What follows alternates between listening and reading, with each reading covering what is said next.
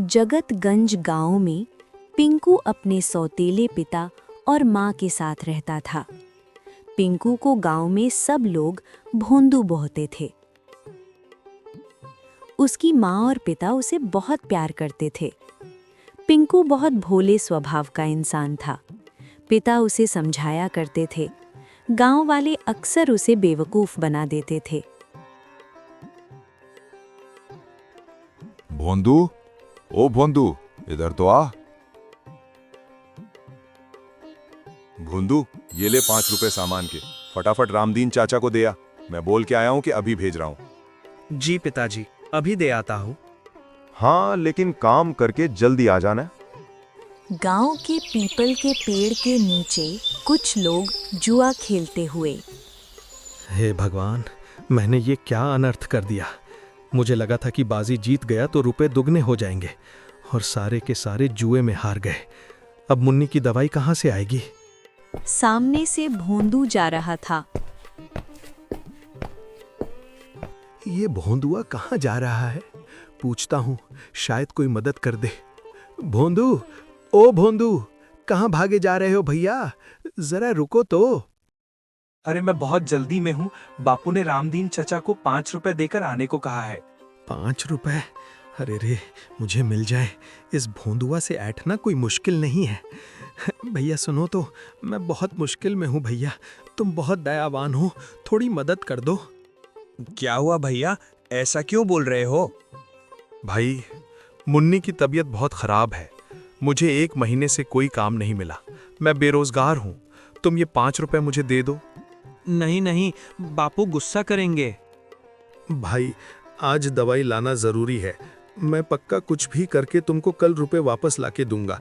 तुम रामदीन को कल दे देना, कुछ नहीं बिगड़ेगा। पक्का कल दे दोगे ना? नहीं तो बापू बहुत गुस्सा करेगा।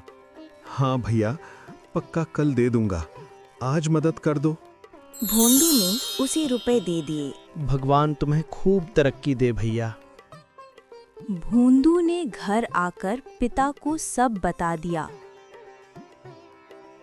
इस सौतेला बेटा को ये सोचकर पाल पोस कर बड़ा किया कि हमारे बुढ़ापे की लाठी बनेगा, पर ये मूर्खराज तो निरा भोंदू है। अरे, आप पिंकू को ऐसे क्यों बोल रहे हो? किसी को याद भी है कि इसका नाम भोंदू नहीं पिंकू है?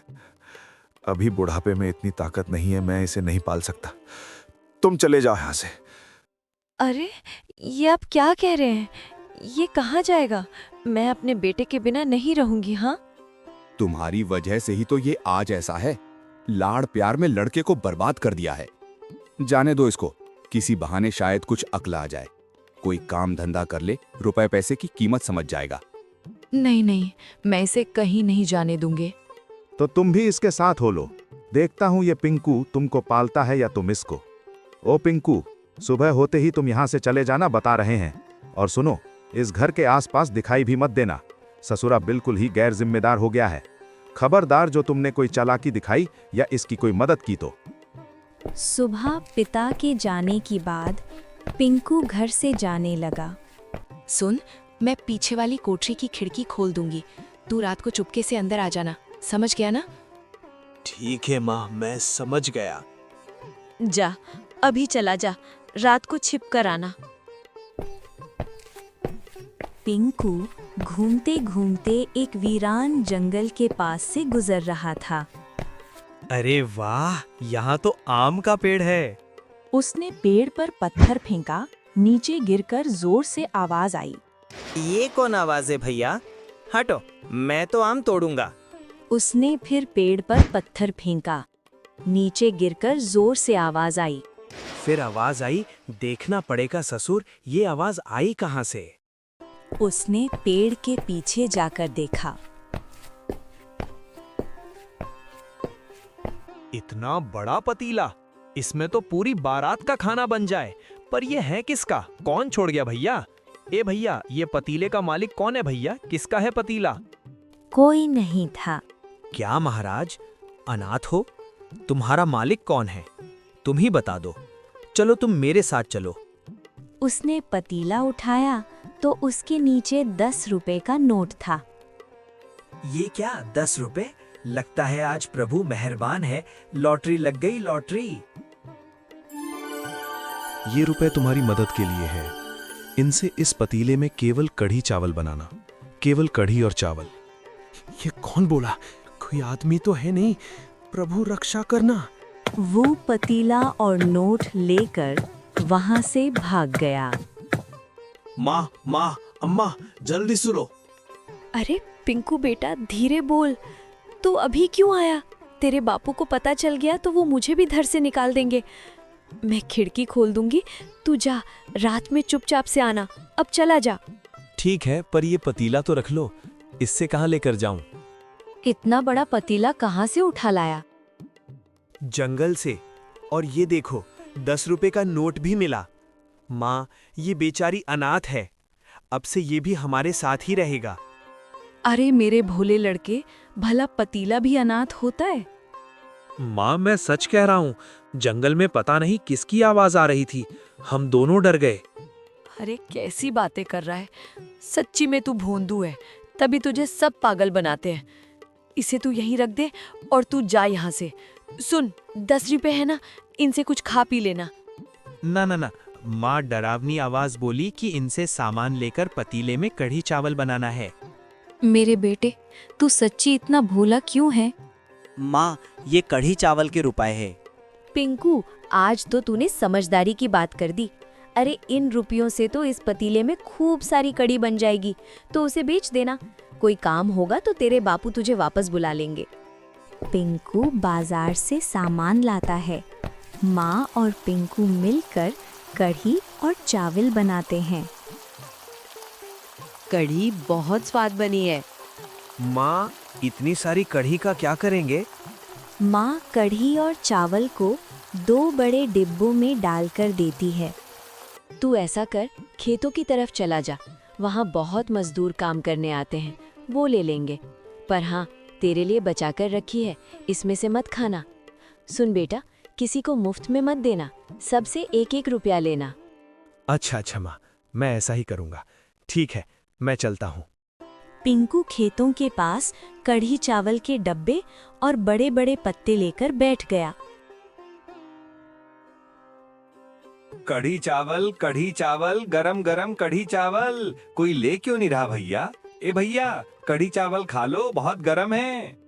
नहीं भाई, रहने दो, मैंने खाना खा लिया है। वैसे भी बहुत थका हुआ हूँ भैया, आराम करने जा रहा हूँ भैया। अरे एक बार चक्कर तो देखो, मजा आ जाएगा, तुम्हारी सारी थकान गायब हो जाएगी चचा। अच्छा, अब इतना कह रहे हो तो लाओ खिला दो भैया। मजदूर ने 1 ग्रास आराम से लिया, इसके बाद सारी गपागप खा गया। वाह, सच्ची में मजा आ गया भैया। ये तो चमत्कारी कढ़ी चावल है, मेरी सारी थकान गायब हो गई। मजदूर ने खेतों में आकर बाकी मजदूरों को ये बात बताई। सबने आकर पिंकू की कढ़ी चावल खाई। पिंकू सबसे रुपए लेकर वहां से चला गया। वाह, कितने सारे रुपए हो गए। माँ खुश हो जाएगी, बापू को पता चलेगा तो मुझे घर में आने देंगे। बुढ़िया कोने में सिमटी हुई। बेटा, ओ बेटा, थोड़ी मदद कर दो। पिंकू ने उसे एक सिक्का दे दिया।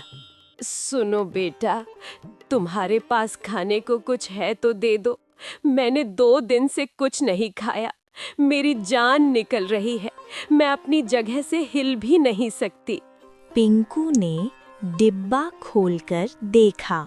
सारी कढ़ी चावल खत्म हो गई है, ये लो, थोड़ी सी बची है। बुढ़िया ने कढ़ी चावल खाए।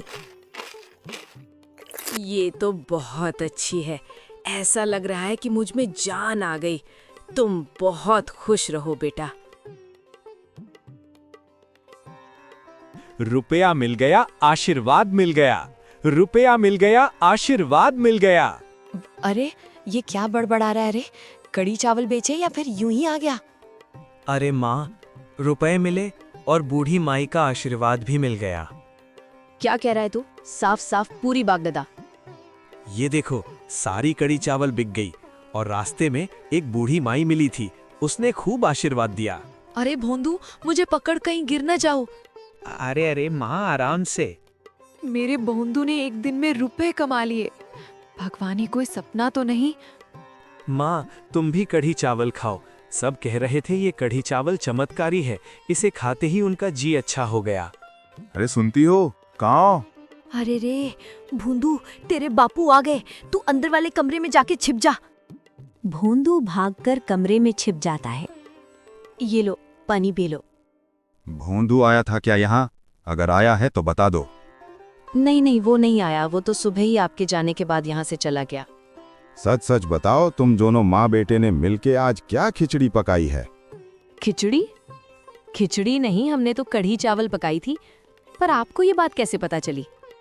आते समय खेतों वाले मजदूर मिले थे रास्ते में, बोल रहे थे तुम्हार बेटा आज कढ़ी चावल लाया था, वो कमाल की थी, उसे बोलना कल भी ले आए। अच्छा, वो सच्ची में ऐसा बोले? इसका मतलब उनको कढ़ी चावल बहुत पसंद आए। हाँ, ये क्या मांझ रहा है भाई? भोंदू ने कोई काम शुरू किया है तो बताओ, मैं उसकी पूरी मदद करूंगा। सौतेला हूं तो क्या हुआ, हूं तो बाप भी। 1 बरस का था जब तुमने उसे मेरी गोद में दे दिया था। मेरी कोई औलाद नहीं है, मुझे बाप होने का एहसास उसी ने करवाया है। तुम क्या सोचती हो, उसे घर से निकालकर मैं खुश रहता हूं भला? वो भोंदू नहीं, भोला है। सब लोग उसे बुद्धू बनाकर अपना मतलब साधते हैं। बस यही चाहता हूं वो अपने पैरों पर खड़ा हो जाए, नहीं तो हमारे जाने के बाद ये गांव वाले उसे जीने नहीं देंगे। ना, ऐसा मत कहिए। मैं जानती हूँ आप उसे बहुत प्यार करते हो। कुछ हो जाए, आज तक आपने उसे कभी न छुआ। ये गांव वाले तो अपने औलाद की गलती पर उसे मार मार कर अधमरा कर देते हैं। हट, सिर्फ एक ही तो लड़का है, पीटने के लिए थोड़ी है। सुनो, कहाँ है वो? बुला लो। ओह, मैं तुम्हें भी अच्छे से जानता हूँ, जहाँ छिपाया है बुला लो। ओह भोंदू, सुन, तेरे बापू तुझे बुला रहे हैं, बाहर आ जा। अरे आजा बेटा, ये घर तेरा है। पिंकू चुपचाप गर्दन लटकाए आ गया। सुनिए जी, मैंने आप लोगों के लिए कढ़ी चावल बचाकर रखी थी, अभी लेकर आती हूँ। बापू माफी, मैं आपसे बिना पूछे घर में आ गया। लो, आप लोग भी कढ़ी चावल खा।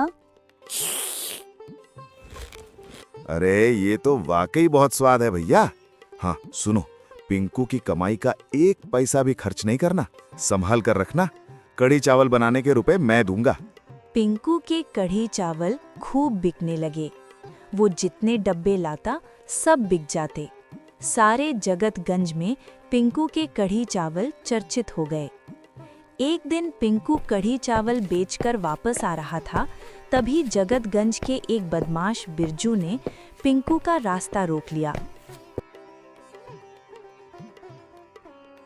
अरे भैया, क्या बात है, तुम्हारी कमाई तो रोज बढ़ती जा रही है। अब ये राज क्या है? ये कढ़ी चावल कैसे बना रहे हो? कोई अलग मसाला वसाला है तो बताओ जरा। मैं नहीं बताऊंगा, माँ ने बताने से मना किया है। अरे भगवान कसम भैया, मैं किसी को नहीं बताऊंगा। बताओ तो सही, क्या राज है? राज तो पतीले में है। मुझे जंगल से एक बहुत बड़ा पतीला मिला था, उसमें लाजवाब कढ़ी बनती है, कोई झंझट नहीं। अच्छा, तो ये बात है, इसके पतीले का कमाल है सब। आधी रात को बिरजू खिड़की से भोंदू के घर की रसोई में घुस गया। अच्छा, तो ये है चमत्कारी कढ़ी चावल वाला पतीला।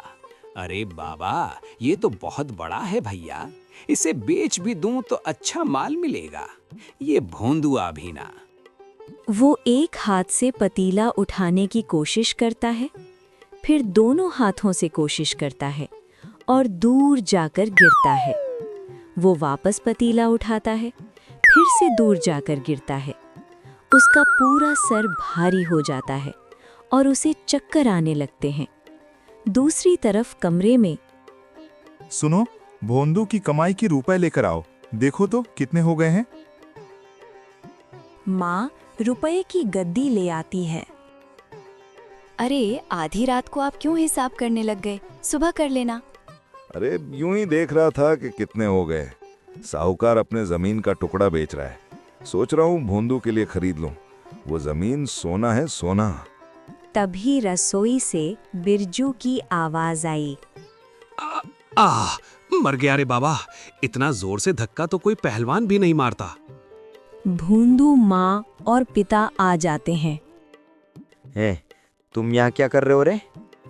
देख नहीं रहे, ये चोरी करने आया है, मारो इसे। नहीं नहीं नहीं, मरना नहीं। पहले ही इस पतीले ने ऐसा धक्का मारा कि मेरी कमर ही टूट गई है। तुम्हारी हिम्मत कैसे हुई? पंचायत में तुम्हारी शिकायत करूंगा। मुझे माफ कर दो भैया, तुम जो सजा दोगे भुगतने के लिए तैयार हूं। इस बार माफ कर दो भैया। इसलिए तुम पूछ रहे थे कि तुम्हारी कमाई का राज क्या है, ताकि चोरी कर सको। चोरी करना अच्छा नहीं है। चोरी तो क्या, मैं किसी दूसरे की चीज की ओर आंख उठाकर देखूंगा तक नहीं। मुझे माफ कर दो। अरे चलो निकलो यहां से, पंचायत के लिए तैयार रहना भैया। माँ, ओ माँ, बापू जल्दी आओ। अरे क्या हुआ, क्यों चिल्ला रहे? पतीले में से आवाज आ रही है। अरे तू फिर से शुरू हो गया। कल से कह रहा है पतीला बोल रहा है।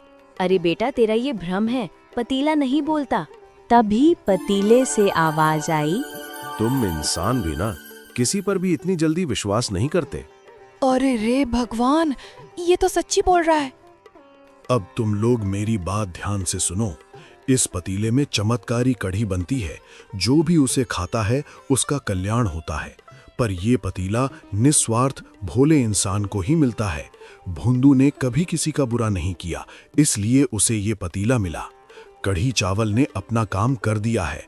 अब तुम किसी भी पतीले में बनाओ, वो सारी बिक जाया करेगी। क्या आप सच बोल रहे हो? हाँ, पर एक शर्त है।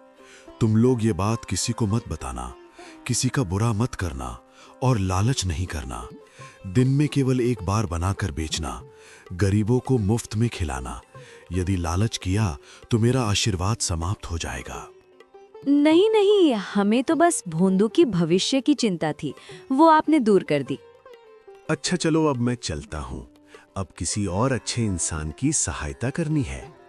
पतीला जोर से घूमता हुआ धुएं में परिवर्तित होकर गायब हो गया। उसकी जगह चावल के कुछ दाने थे। पिता ने चावल के दाने उठाकर कुछ भोंदू को और कुछ माँ को दिए। भोंदू ने चावल के दाने पूजा घर में रखे। तीनों ने हाथ जोड़कर नमस्कार किया।